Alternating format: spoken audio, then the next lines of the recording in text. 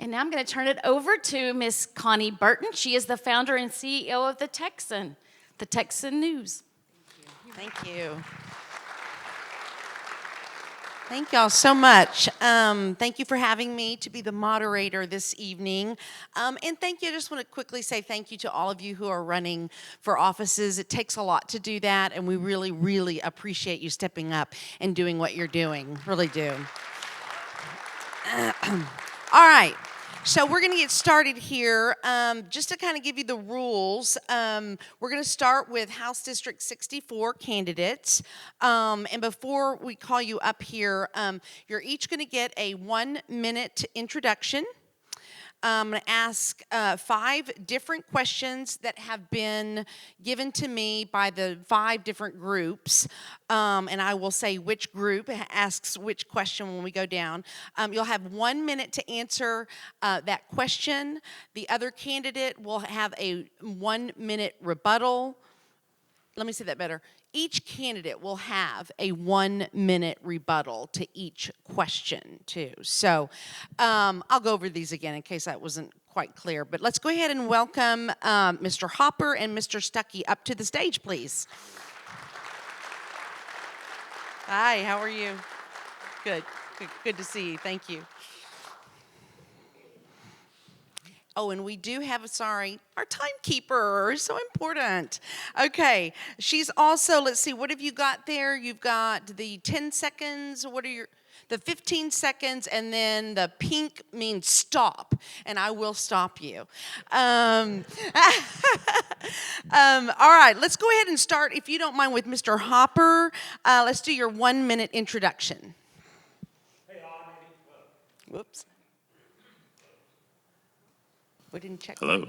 There we go. Hey, y'all, I'm Andy Hopper, and I'm running to be your representative for Texas House District 64. I'm joined here with my beautiful wife, Amanda, with whom we've been married for 24 years. You know, it's kind of funny because we actually went to the same college, and on the day that we were supposed to graduate at age 20, Hillary Clinton was supposed to speak, and we said, forget that. We moved to Texas the next day, and we never looked back. We got to Texas as quick as we could.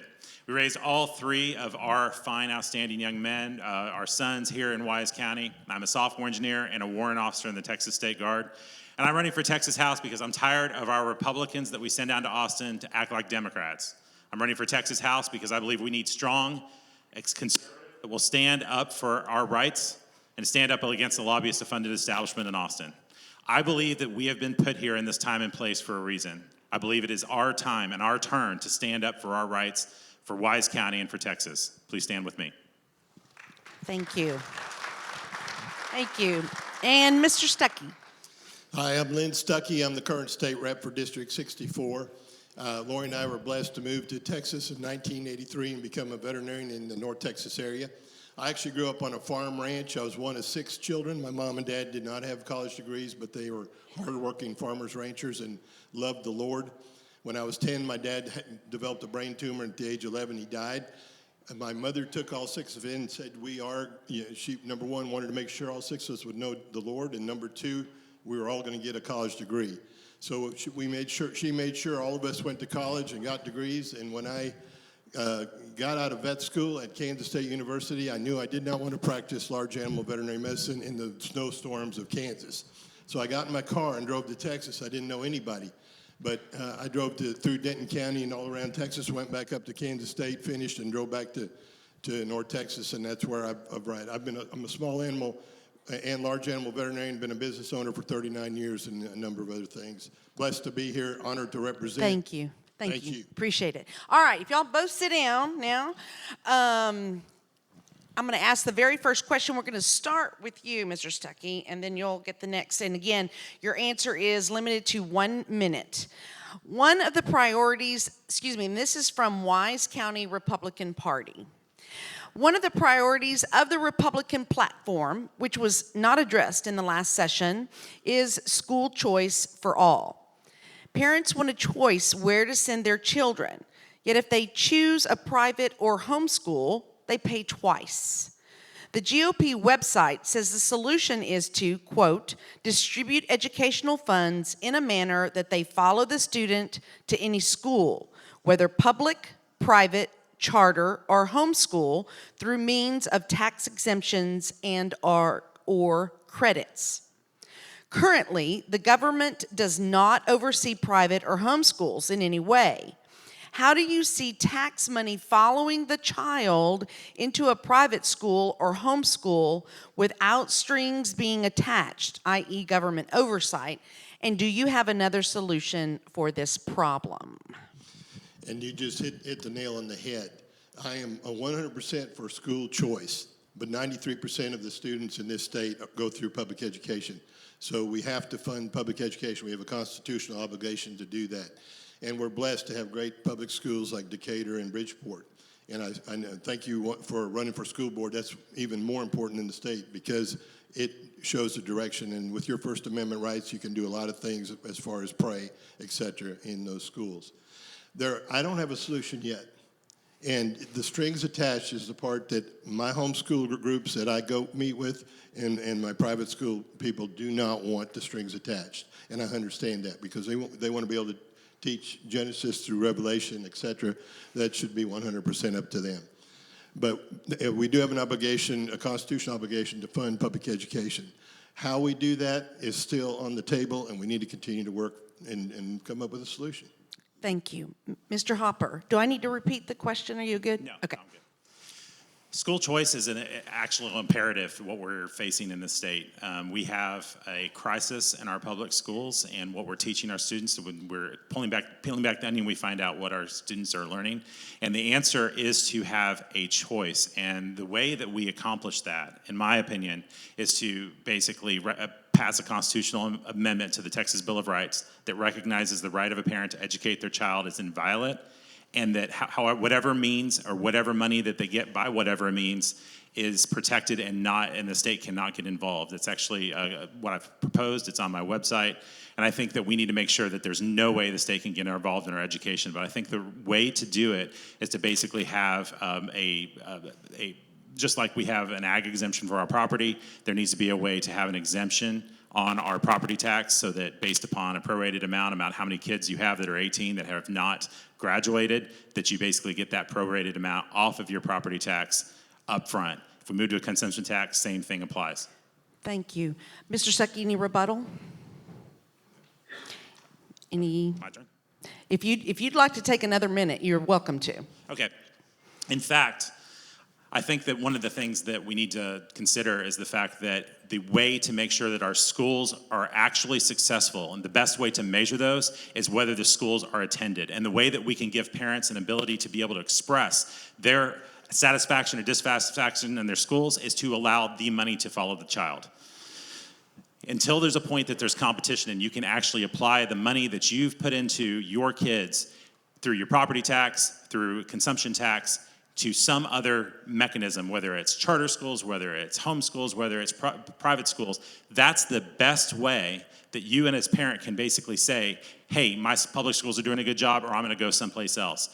Until we get to the point that there's competition always, and when there's, a rising tide raises all ships. And this is the beauty of capitalism. And if we can actually apply our principles of capitalism to school, I think that it will do wonders for the kind of quality education that our kids are going to get in Texas. Okay, thank you. And stay standing now. You're going to go first on this next question.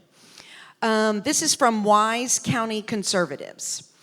HD 64 has changed significantly since the last election to now include suburban and rural Wise County.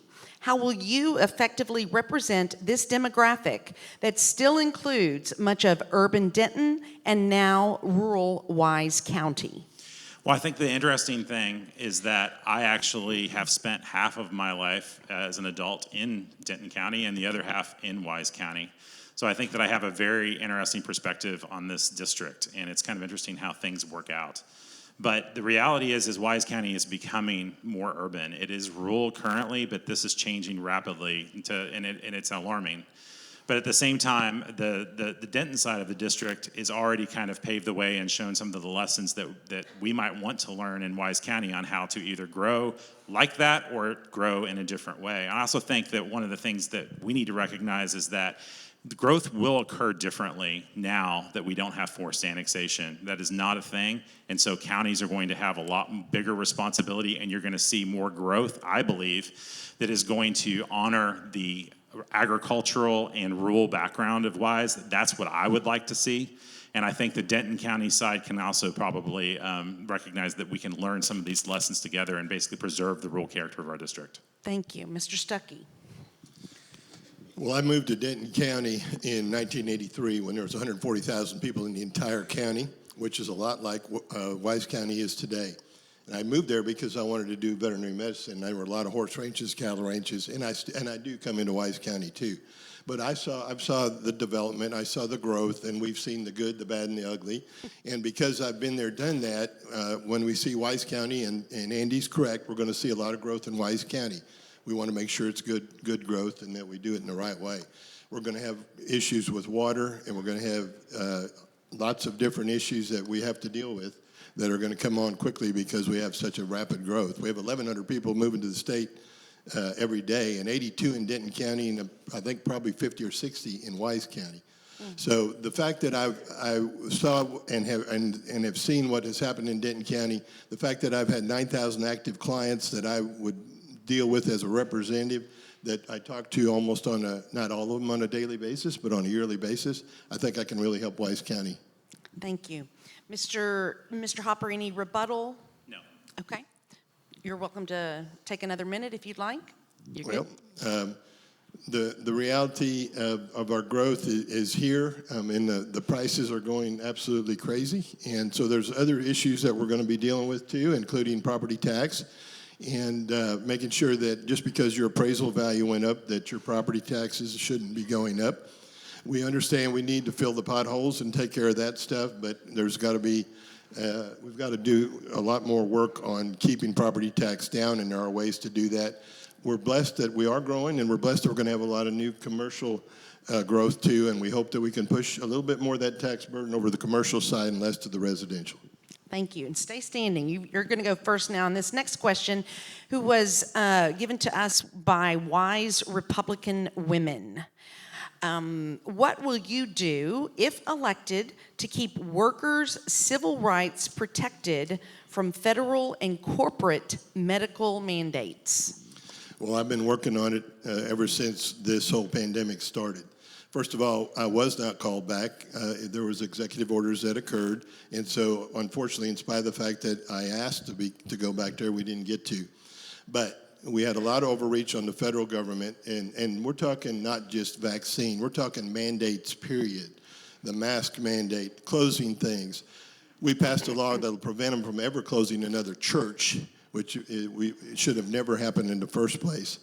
And the vaccine mandates. That's something that should be individually decided, and individually made choices with, and that's where I'll stand the whole time.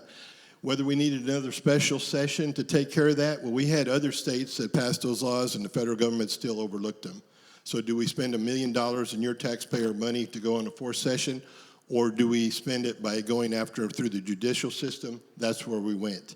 And fortunately, the Supreme Court overruled some of it, and we're still working on some of it today. Thank you. Mr. Hopper. Well, in fact, we absolutely needed a fourth session yesterday.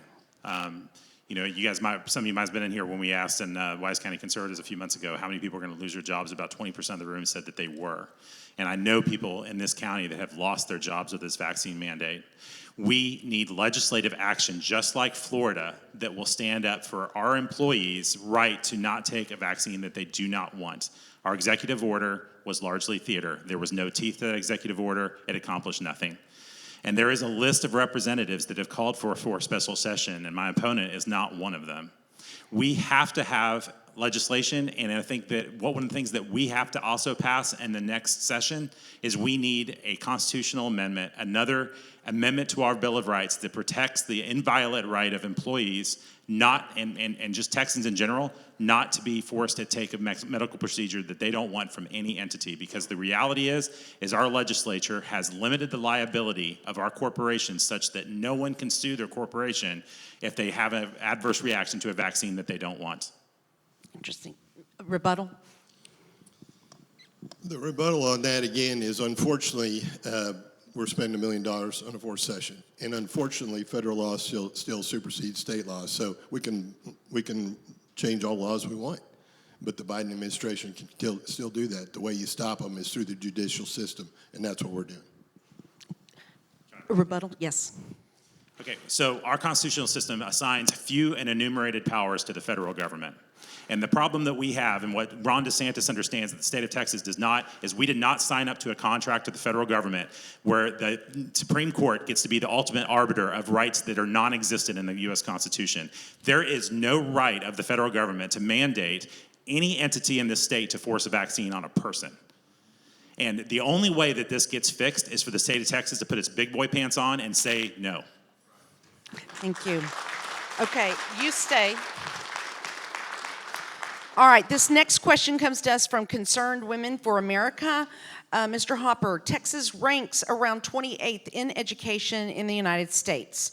What can you do through legislation to return our K through 12 schools back to the basic academics of reading, writing, arithmetic, history, science, and the removal of all the distraction of social indoctrination agendas and the grooming and sexualization of our children?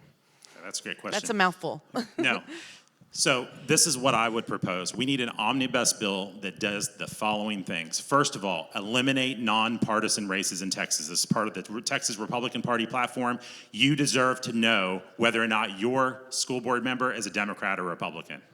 Number two, we need to move back to paper textbooks. It's impossible for parents to figure out what curriculum and what they're learning with the current system where we basically have an electronic system that you cannot basically evaluate the entire curriculum. Kids also learn better with books, okay? Number three, we absolutely have to consider the fact that these teachers that are coming to our schools that are basically teaching CRT, in some cases on their own, are learning it in colleges. We need a process to evaluate at a frequency our regents that are basically sitting there for a lifetime. There needs to be a sunset commission for regents. And four, we need to consider abolishing TASB and abolishing TASA, which is Texas Association of School Administrators, because these push down Thank you. all kinds of regulate. You'll get a chance to rebuttal. Mr. Stucky. There's a lot of good ideas, and I agree with a lot of that. The number one thing we can do is make sure that you every school board election and that you stay involved in those elections. As a former school board member and a 15-year member and a 4-year president, there's a lot of things that we can do as school board members to oversee that. CRT, we made sure that we passed 2 bills to outlaw that, but that's still not going to prevent it when you have a rogue teacher like he's talking about that decides they're going to do it anyway. We had that happen in Argyle, and we got on it right. I got on it right away, and we got those 2 people taken care of.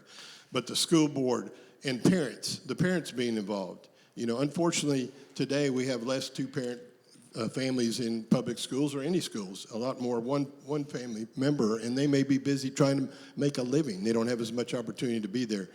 But the parenting, the school board, and just the community being involved in that school and making sure it's a good school.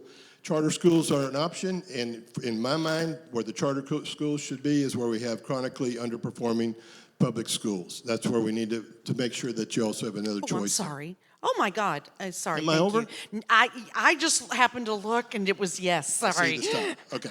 I'm supposed to be watching that. Thank you. Go ahead. Okay, good. Throw it at me next time. Well, my opponent voted against every single charter school bill that would have benefited charter schools last session. Every single one. Yeah. But that said, one of the things that we do need to do is abolish TASB and TASA, because these organizations are taking tax money from local entities and using it to lobby Austin for policies that you don't need at the local level.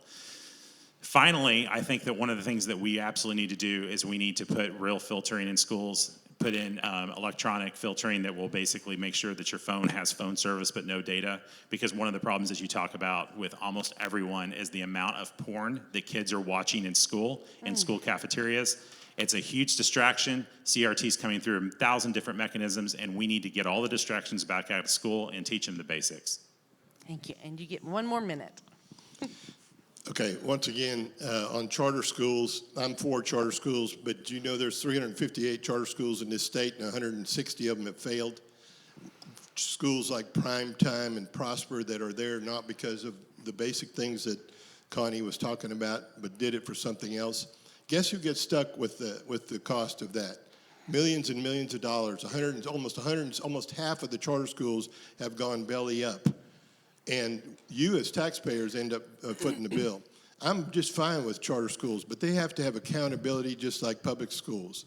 You can't just have a school board or a set of people that are running the thing without any accountability. And so until we have accountability, I'm not going to recommend a charter school go into a high-performing public school. I want them to go where the original reason for them was, and that was to go into chronically underperforming school districts. We need to start there, and then we can expand from there. Thank you. Go ahead and stay standing. This question is from Patriot Society of Boyd. Mr. Stucky, on a scale of 1 to 10, 10 being the worst, how would you grade our border invasion? What is your solution to the invasion problem? Well, prior to Biden coming into office, we were getting a lot better. As far as we had record low numbers of people crossing when we had Trump in the administration. And he had things like Title 42 where they couldn't come across. And you had also remain in Mexico instead of allowing them just to pour in. As soon as Biden came and the failures that he's had, whether it be vaccine mandates or the border or whatever, we've now had over 2 million people cross the border. So it's absolutely out of control. Now, I'm on appropriations, and we funded almost, 2.8 million, not quite 2.8 billion, not quite $3 billion for the border. And it's not going to happen overnight when you have Biden allowing them just to start pouring in here. And it's a group that we're working with many different agencies, the DPS, with the Texas Guard, the National Guard, the Rangers, all of them working together. And we're going to build another wall, too. Thank so you. all that's going to happen. And but quickly, it takes on time a scale to do of it. 1 to 10, what would 1 to 10 ask the question. Yeah, on a scale of 1 to 10, with 10 being the worst, how would you grade the border invasion? In January of last year, a 10, Okay. and it's slowly going down from there. Thank you. All right, Mr. Hopper. On a scale of 1 to 10, 10 being worst, how would you grade it? And then what is your solution to the invasion problem? I would grade it a 10. It is still a 10. I'm in Texas State Guard, and I'm telling you what the response of the state of Texas to this border invasion has been complete theater. So the solution to the border invasion is as follows. Article 1, Section 10 says that the U.S. government is responsible for the border or for the states and to protect the states. But if the states are actually invaded, the states have the authority to repel that invasion. That is the same language as Article 4, Section 7 of the Texas Constitution. So number one, the Texas legislature should require that and recognize that this border invasion is an invasion, and we are evoking Article 1, Section 10, and it's not an immigration issue. This is a war powers issue. Number two, the Texas legislature should require that the governor use any and all force necessary to make sure that this invasion is stopped, up to and including putting the National Guard on the other side of the border. That is the response of the state of Texas. Over 100 years, we have suffered this invasion from the federal government basically not doing its job, and we are ultimately responsible for repelling and protecting Texas. Mr. Stucky, any rebuttal? Well, we can't put the National Guard on the other side because that's not part of the United States of America.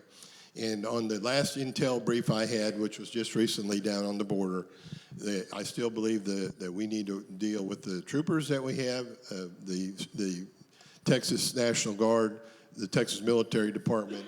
We need to work with all of our agencies within the state, and we need to continue to try to get the federal government to stand back up and do what they're supposed to do. And we all know that it probably won't happen under this administration. But ultimately, that bill belongs to them, not the taxpayers of the state of Texas. And unfortunately, we're going to have to foot the bill until they will.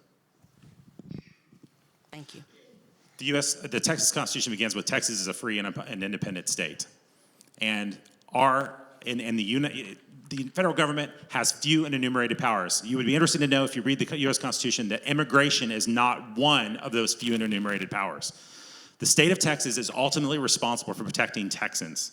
And if the federal government fails, we can't just say, well, Texas was nice while it's lasted. We've had 2 million people come in 9 months. Ultimately, it's the responsibility of our government in Austin to protect us when the federal government is not. 40% of the Texas border has been condemned by the federal government. It is an open highway for illegal immigration. Texas has existed for 186 years. And except for a few of those under Donald Trump, we have been under invasion from Mexico. Texas Rangers used to be a military organization, and we have gone into Mexico dozens upon dozens of times in the history of Texas. This is not a new situation. It's not a new problem. We just have to put our big boy pants on and say, it's much easier to stop people and say, you are not going to come across this river, than it is to bus them back once they've already come across. Thank you. Okay, I'm calling an audible. We're going to ask one more question, and then you're going to have your closing comments. Mr. Hopper, this is from Wise County Conservatives.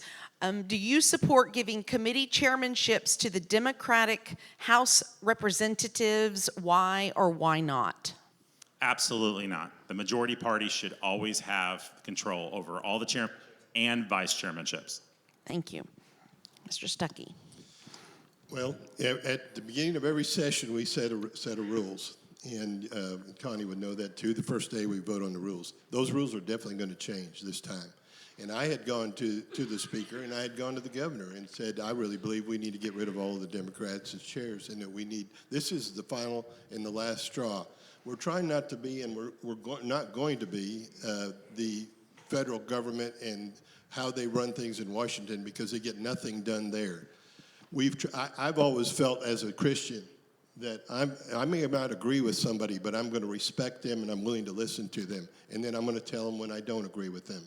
And when we get to the point where we become like Washington, D.C., we will get nothing done. Thank you. A rebuttal? I'd like to ask my opponent to please answer the question and say and commit whether or not next session that he absolutely will vote to not allow the minority party to have chairs or vice chairs. You have a minute. Like I said, I recommended to the speaker and to the governor that we take those away. Now, what we do is going to be a matter of the Republican caucus getting together and to decide what to do. So I'm not going to speak for the entire Republican caucus, but I'm telling you the rules are changing, and we, as a majority party, should be in control. Thank you. All right, now you get 2 minutes to close, and since you, Mr. Hopper went first, now you get to go first, Mr. Stucky, with 2 minutes to close. Again, I thank you for being here tonight. I appreciate the opportunity to come meet a lot of the great people in Wise County. We did redistricting this year, and it finished October 20th. I did not know until October 20th that I would be fortunate enough and blessed enough to maybe be able to represent the great people of Wise County, or I would have been here a long time ago. I've been very fortunate and very blessed to represent part of Denton County, and you can go talk to the people that I represent there and find out how I represent, especially the Republican Party. I would be blessed and honored to represent you guys. I think I know a lot of the things that you're going through. I have the opportunity to come over here into Wise County frequently and see cattle and horses. You guys have an absolutely beautiful county. I think you got more actually paved roads than anybody else around. You're blessed by so many things. The growth is coming. Let's make sure it's good growth and that we do it together in a common sense way. Thank you. God bless you. LinStuckey.com. We do have signs out here. We'd love for you to take those. If you have any questions, a lot of the questions that we get, people want a 17-second answer, or their eyes glaze over and they don't hear anything beyond that. A lot of the answers to some of the questions asked about why I voted the way I did are 17-minute answers. And once you hear those, you'll understand why I voted that way, and it was the right thing to do as a common sense conservative. So please come see us. My lovely wife is here, Lori, and Savannah are here. We've been blessed to be married 35 years this year, and we have 3 wonderful children who've all gone through public education, graduate from colleges, and are gainfully employed today. I got 15 seconds left. Well, God bless America. God bless the great state of Texas. Thank you. Thank you.